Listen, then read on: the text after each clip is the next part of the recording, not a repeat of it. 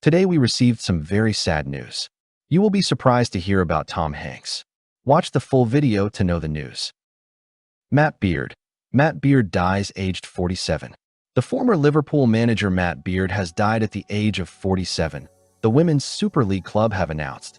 A Liverpool statement expressed the club's deep shock and sadness at the news. Beard guided the club to 2 WSL titles in consecutive seasons in 2013 and 2014, in his first of 2 spells in charge of the club. In the second spell, he led them to promotion back to the top flight. He is the most successful manager in Liverpool's women's team's history. Beard's wife, Deb, wrote on social media, "It is with great sadness that our beautiful Matthew Beard has passed away tonight, Saturday, at 7:28 p.m. He is a loving husband, father, son, brother, and uncle. He was the most amazing, caring man who was loved by anyone who had the pleasure to meet him. All of our family kindly ask for time to grieve in peace at his loss. We will love you forever, you absolute legend." Liverpool said. Liverpool Football Club is deeply shocked and saddened by the sudden passing of former LFC women manager Matt Beard. The thoughts of everyone at the club are with Matt's family and friends at this devastating time. Matt was not only an extremely committed and successful manager, he was also a person of real integrity and warmth, who will always be remembered with genuine fondness by everyone he worked with at the club. In a statement on X, the WSL said, "Everyone at WSL Football extends its deepest sympathies to the family, friends, and loved ones of Matt Beard following news of his passing. Matt played an instrumental role in the growth of women's football and will be missed by everyone associated with the game." Clint Eastwood. Clint Eastwood has long been a towering figure in American cinema, a man whose presence alone could silence a room and whose storytelling shaped generations. From the iconic westerns that defined grit and resilience, to the deeply human films he crafted as a director, Clint gave the world more than just entertainment. He gave us reflections of strength, justice, and the fragile truths of life. Yet today, beyond the silver screen and the accolades, a sobering reality weighs heavy. Clint Eastwood's health is very poor, and the risk to his well-being continues to increase. It is almost unthinkable to picture a man who embodied toughness, the lone cowboy, the unflinching detective, the wise mentor, now facing the frailty of age and the difficult battle of illness. The voice that once commanded entire theaters now speaks softer, the steps once steady and sure now slowed. Time, which no one can outpace, has caught up to even the most enduring of legends. And yet, Clint Eastwood has never been defined by weakness. Even in this vulnerable season, there is a quiet courage about him. Those who know him closely describe his grace, his acceptance, and his determination to face this chapter with the same authenticity that defined his life and career. Beyond the roles and the films, Clint was also a man of service, stepping away from Hollywood to serve as mayor of Carmel by the Sea. That decision reflected who he truly is, not only a storyteller of justice, but a man who believed in contributing to his community. As the world watches this chapter of his life unfold, what remains strongest is gratitude. Gratitude for the decades of unforgettable performances, the films that challenged us, and the unwavering authenticity of a man who lived on his own terms. John Stapleton. John Stapleton dies aged 79. Renowned TV presenter John Stapleton has died peacefully in hospital at the age of 79, his agent has said. The face of factual programming for a generation, Stapleton featured widely on shows such as the BBC's Watchdog and GMTV's NewsHour, after beginning his career at the Oldham Chronicle. Paying tribute, former Good Morning Britain presenter Charlotte Hawkins described Stapleton as a brilliant broadcaster and a genuinely lovely man. His agent Jackie Gill said his Parkinson's disease was complicated by pneumonia, and that his son Nick and daughter-in-law Lise had been constantly at his side. He had an innate ability to navigate any challenge from breaking news to technical hiccups. Whether in the studio or on location, he was brilliant, said Aaron Gordon, Good Morning Britain co-creator and current BBC department head, describing Stapleton's on-air versatility as unmatched. After beginning his career at local newspapers in northwest England, Stapleton moved into TV, joining the BBC's nationwide program in 1975. He then became a journalist for the corporation's flagship current affairs program Newsnight when it launched in 1980, reporting from Argentina during the Falklands War. He then moved to ITV in 1983, where he was part of the team that launched the channel's TVM breakfast show, before returning to the BBC 3 years later to front the consumer advice program Watchdog with his wife, Lynn Faulds Wood. At the time he was diagnosed, Stapleton told the BBC he was trying to remain positive. Because what's the point in not being? A month after revealing his diagnosis, Stapleton challenged himself to sing for children in need, saying this had helped him with the symptoms, especially his tremors. Sean Clark. Sean Clark dead at 50. Coach Clark, 50, passed away Sunday evening at a local hospital unexpectedly, with his wife, Jonelle, by his side. He was admitted on Tuesday, September 9th, after experiencing a medical emergency and remained in stable condition before passing away last night, the school said. Clark spent the previous 5 seasons as head coach at Appalachian State, going 40-24. He was fired last December after the school's first losing season since 2013, ESPN says.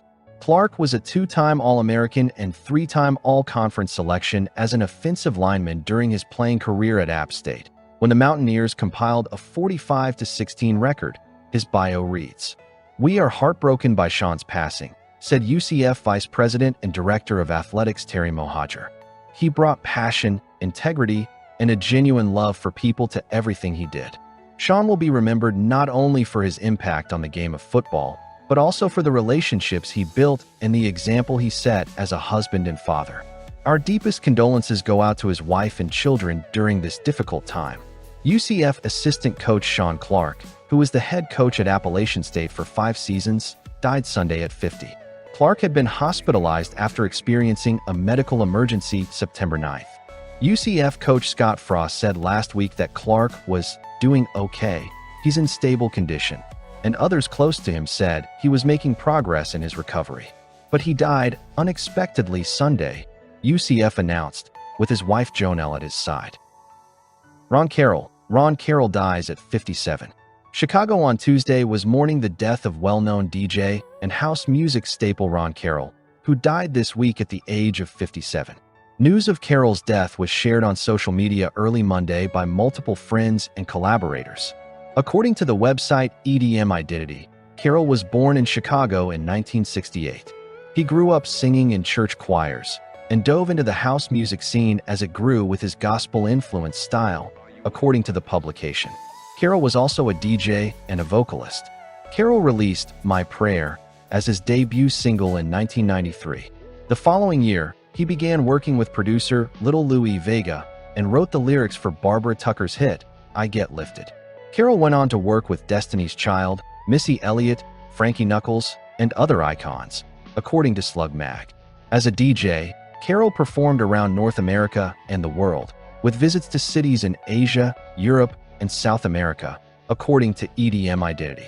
He also created MOS, Ministers of Sound, Productions, the publication reported.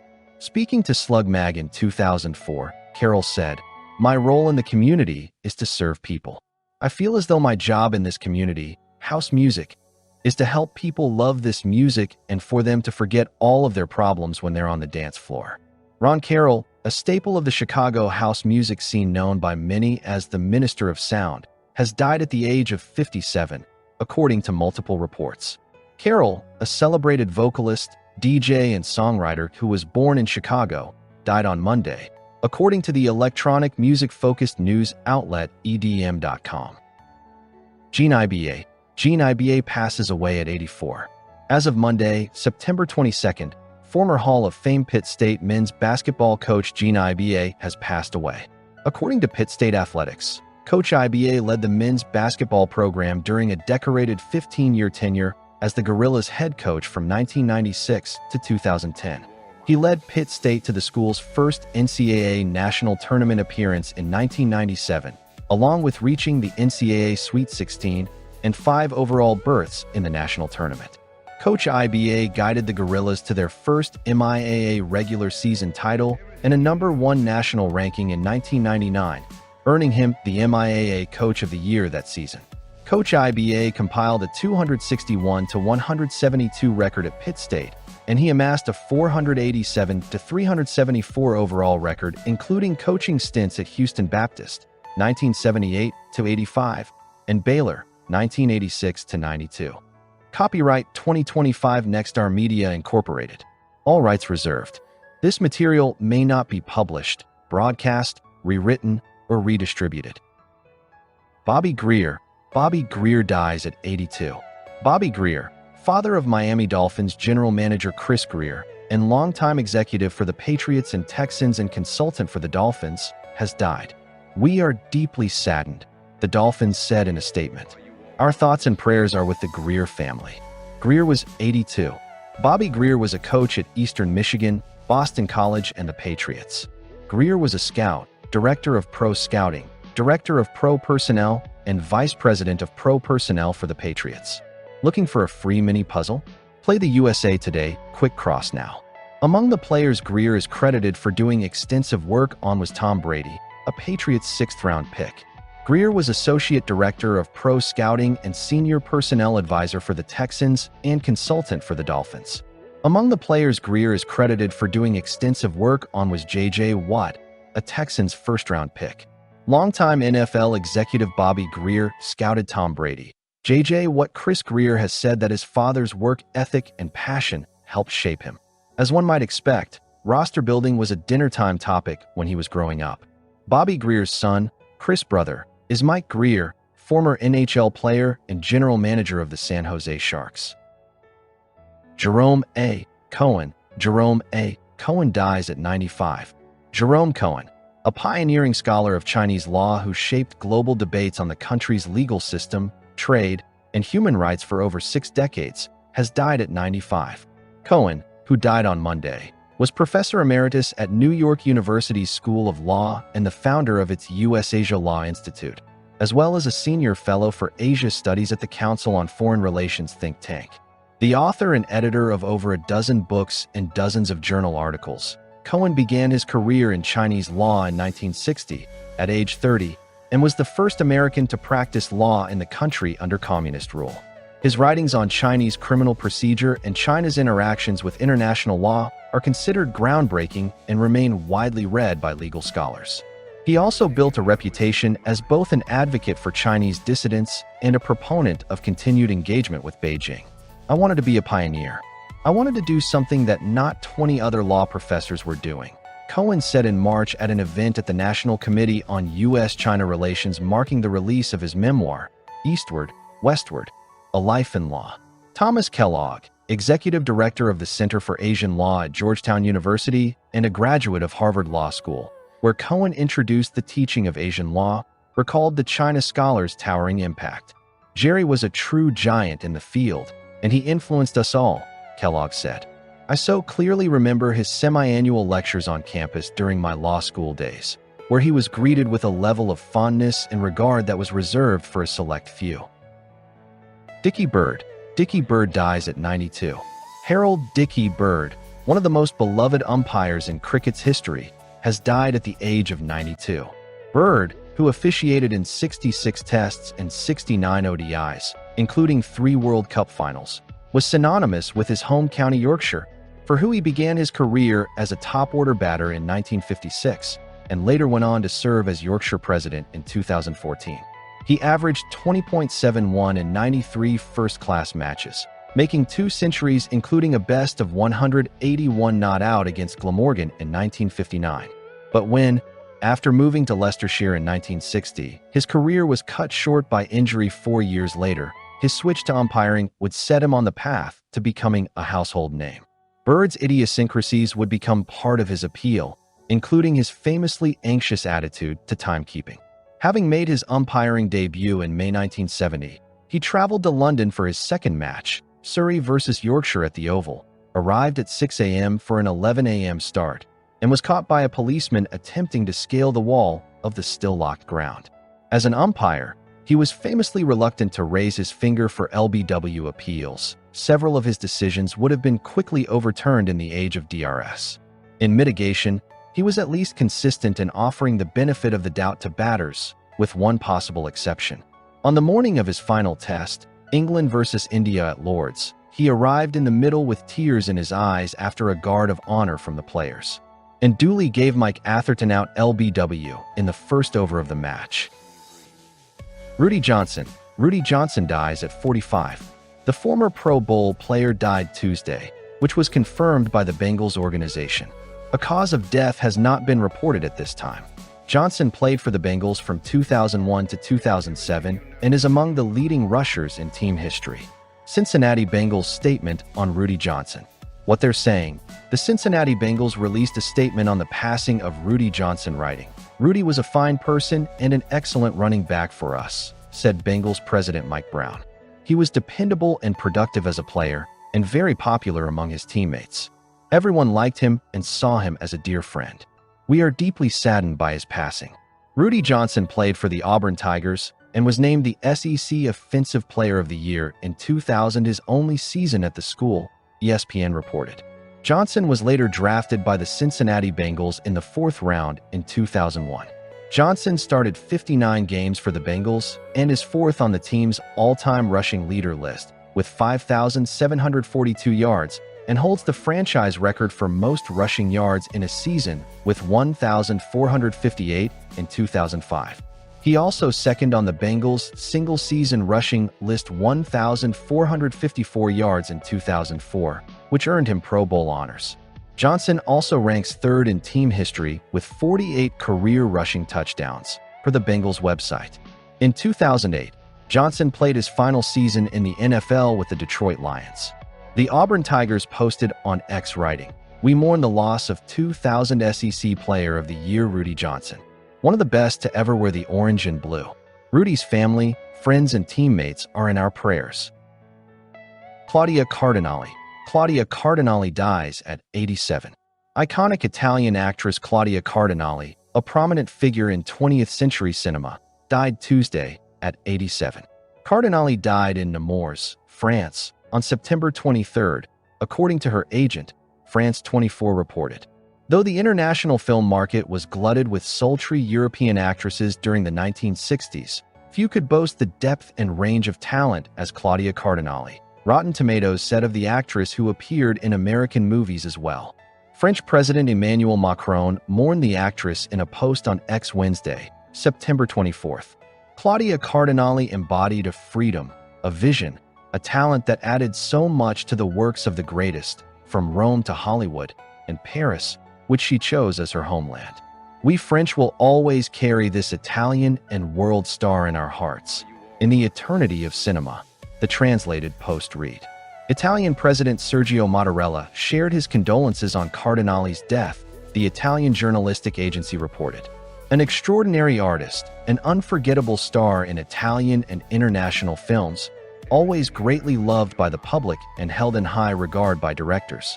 Her expressiveness, her elegance, her ability to interpret left an impact on Italian and global cinematic history, Mattarella's translated remarks read. Here's a look at the legacy the Italian actress left behind. Cardinale died Tuesday, September 23, 2025, Reuters reported. She died in Nemours, France, surrounded by her children, her agent told AFP, according to France 24. Cardinale had lived in France in recent decades. Buddy Bailey. Buddy Bailey dies at 68. Buddy Bailey, one of the minor league's all-time winningest managers and most enduring figures, has died. His death was announced on Tuesday by Venezuelan professional baseball's Tigres de Aragua, whom Bailey managed to 6 winter ball championships. He was 68. Bailey amassed 2,417 regular season victories over a minor league managerial career that spanned 11 cities, 3 organizations, and nearly 4 decades. In 2017, he crossed the 2,000-win mark with High-A Myrtle Beach, a milestone reached by only 13 MLB managers. Under his leadership, the Myrtle Beach Pelicans won the Carolina League Championship in 2016, and he was the minor's winningest active skipper at the time of his final game with the club, which he shepherded through the 2024 season. He ranks 4th all-time on the MLB managerial wins list. His presence was super specific. Cubs outfielder Pete Crow Armstrong, who played for Bailey with Myrtle Beach in 2022, told MLB.com's Jordan Bastian.